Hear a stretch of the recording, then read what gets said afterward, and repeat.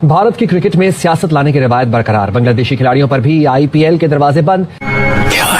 BCCI ने IPL franchisor के KKR को बांग्लादेशी प्लेयर मुस्तफिजुर रहमान को रिलीज करने का हुक्म दे दिया। थोड़ी देर पहले ये ब्रेकिंग न्यूज आई है कि बीसीसीआई ने केकेआर को कहा है कि बांग्लादेश के फास्ट बॉलर मुस्तफिजुर रहमान को अपने स्क्वाड से रिलीज कर दिया जाए और उनको आईपीएल खेलने से रोका जाए। अब से थोड़ी देर पहले इंडियन न्यूज एजेंसी एएनआई को बीसीसीआई के जनरल सेक्रेटरी साइकिया साहब ने इंटरव्यू दिया है।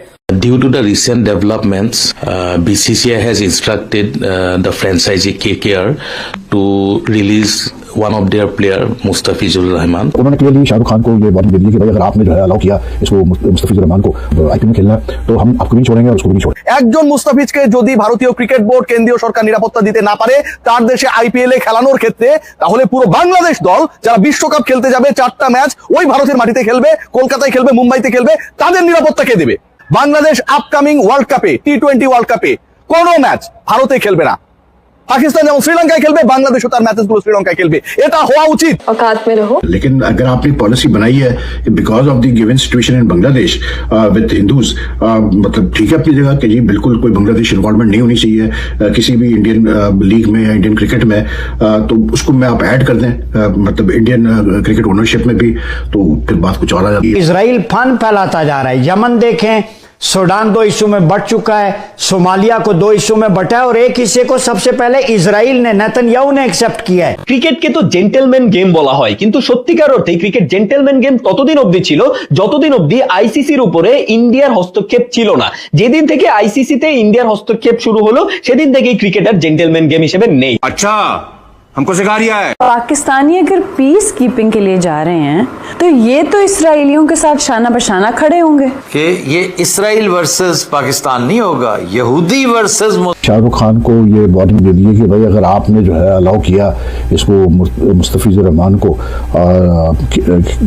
मतलब आईपीएल में खेलना तो हम आपको भी नहीं छोड़ेंगे और उसको भी नहीं छोड़ेंगे। ठीक, जो मतलब यूथ विंग ये जो मतलब बजरंग दल के जो लोग हैं इन्होंने तो मतलब इनके एक बंदे ने तो सोशल मीडिया पे क्लियरली बोल दिया कि जी अगर ये खेला मुस्तफिजुर रहमान को अलाउ किया गया खेलने के लिए, बुलाया केकेआर ने, तो हम फिर जहाँ शाहरुख खान और ये नजर आएंगे मुस्तफिजुर रहमान इनको हम खूब मारपीट करेंगे।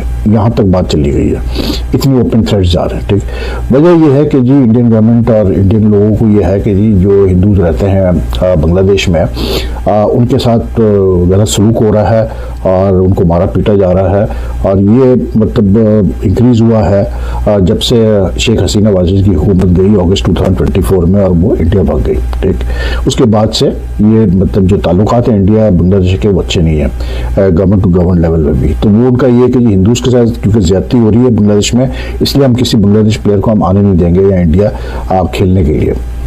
और लास्ट ईयर यहाँ तक हुआ कि मतलब इंडिया ने जो जाके व्हाइट बॉल की एक सीरीज खेली थी बांग्लादेश में, वो टूर पोस्टपोन कर दिया गया और वो सितंबर 2026 तक कर दिया, उसको पोस्टपोन कर दिया। এবারের আইপিএল এ মুস্তাফিজুর রহমান প্রথমবারের মতো কলকাতা নাইট রাইডার্সের হয়ে খেলতে যাচ্ছিল, কিন্তু মুস্তাফিজুর রহমান এবং বাংলাদেশি ক্রিকেট ভক্তদের জন্য একটা দুঃসংবাদ হচ্ছে ইন্ডিয়ান ক্রিকেট বোর্ড বা বিসিসিআই কলকাতাকে নির্দেশ দিয়েছে তারা যেন এবারের আইপিএল এ মুস্তাফিজকে না খেলায় বা অংশগ্রহণ করতে না দেয়, এবং এই নির্দেশনাটা দেওয়া হয়েছে শুধুমাত্র রাজনৈতিক কারণে।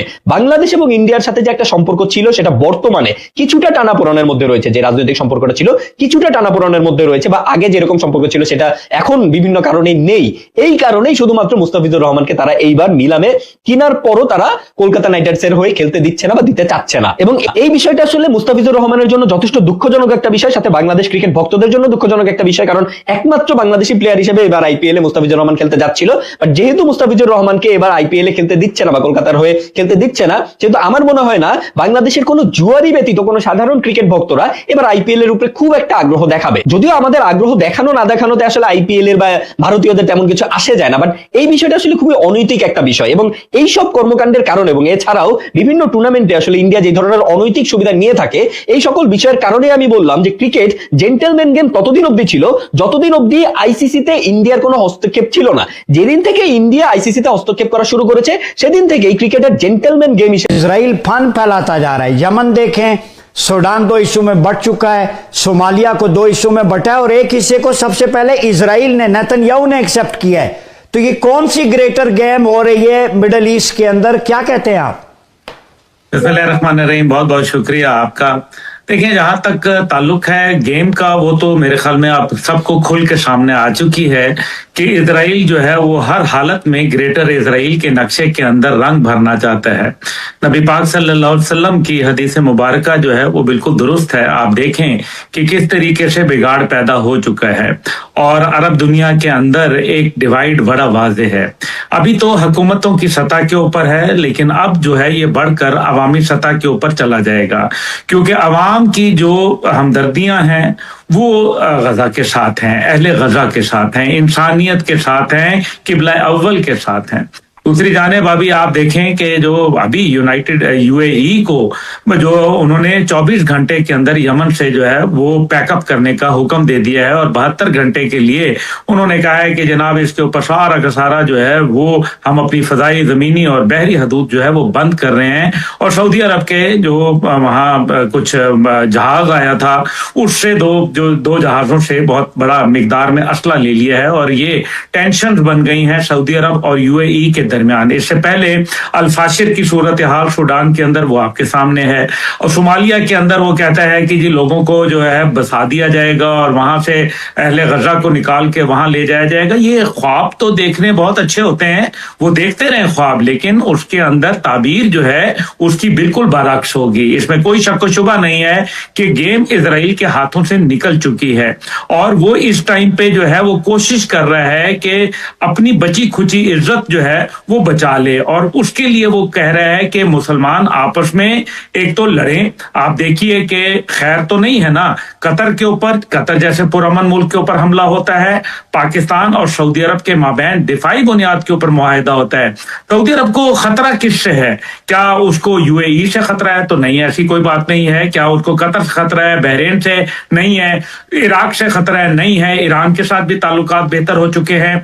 तो खतरा उसको स्टेट ऑफ इजराइल से है जो कि एक नाजायज रियासत है और पाकिस्तान जो है वो रियासत इजराइल का जो इलाज है वो हमारे पास बड़े अच्छी और बड़ी ज्यादा मिकदार में मौजूद है इंशाल्लाह। तो इजराइल को ये बात मालूम है। अभी जो पाकिस्तान ने फिर जिस तरीके से इसहाक डार साहब ने मेरे ख्याल में बड़ा वजाहत जो है वो कर दी है कि हम जो अगर पीस कीपिंग फोर्सेज हैं तो वो किस बुनियाद। यहाँ तक वीडियो को देखने के लिए आपका बहुत बहुत धन्यवाद। बांग्लादेश में शेख हसीना के तख्ता पलट के पश्चात हो रहे हिंदुओं पर आक्रमण वह समाप्त होने का नाम नहीं ले रहा है और बांग्लादेश में जिस प्रकार से हिंदुओं पर आक्रमण के रास्ते से भारत को निशाना बनाया जा रहा है वह बड़ा ही निंदनीय और आश्चर्यचकित करने वाला है, क्योंकि जिन बांग्लादेशियों को भारत ने बचाया है, जो बांग्लादेश और बांग्लादेशी बचे ही भारत के कारण इनका अस्तित्व है, वो भारत के ही विरुद्ध इस प्रकार से जहर अपने मन में पाले बैठे हैं। ये बड़ा आश्चर्य का विषय है। भारत और बांग्लादेश से सभी संबंध प्रभावित हो रहे हैं, चाहे वह खेल हो, आर्थिक संबंध हो, राजनयिक संबंध हो या सामाजिक संबंध। हर जगह इस घृणा का और इस हिंदू घृणा का प्रभाव देखा जा सकता है। आपको ज्ञात होगा कि एक हिंदू विपिन चंद्र दास को कुछ दिन पूर्व ही जिंदा जला दिया गया था बांग्लादेश में और उसके बाद फिर हिंदुओं पर लगातार आक्रमण हो रहे हैं। इसके चलते भारत में इससे प्रतिरोध आना एक असंभावी और आवश्यक बात थी। मुस्तफिजुर रहमान जो कि बांग्लादेशी खिलाड़ी था जिसने अपने आप को आईपीएल में खेलने के लिए एनलिस्ट करवाया था, उसे कोलकाता नाइट राइडर्स जो कि शाहरुख खान के स्वामित्व वाली टीम है ने 9 करोड़ 20 लाख रुपए में खरीदा था। इस खिलाड़ी को खरीदे जाने के बाद से पूरे भारत में इसके विरोध में प्रदर्शन चालू हो गए और सीधा सीधा धमकी दिए जाने लगी है। अब भारतीय जनता के, भारतीय धर्मगुरुओं के और अन्य राजनीतिक दलों के दबाव के बाद बीसीसीआई मजबूर हुआ है, मैं